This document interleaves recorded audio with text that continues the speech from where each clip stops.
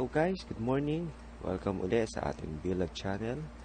At ngayong umaga, tuturo ko sa inyo kung paano magluto ng or gumawa ng egg sandwich. Tara na sa kusina.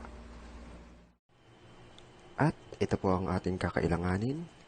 Itlog, tinapay, mayonnaise, at pangluto. Nalimutan ko sa ating ingredients, ang extra virgin olive oil. Ngayon po, painitin natin ang ating kawali at lagyan natin ng olive oil.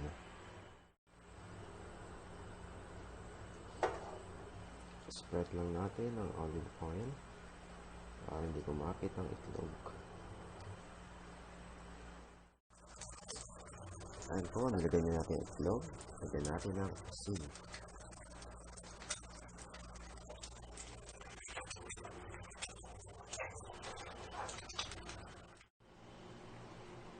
Ayan guys, naghihiwa lang ako ng dalawang tinapay at nilagyan ko na rin siya ng mayonnaise.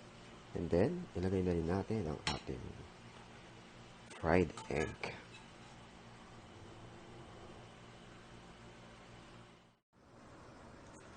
Ayan guys, ready na ang ating egg sandwich. Pwede rin kayo maglagay ng ketchup at iba pang mga gulay, gaya ng kamatis at lettuce. Kaso lang wala ako no, kaya hindi ko na nilagyan. Masarap to kapartner ng kape. Ayan guys, enjoy eating!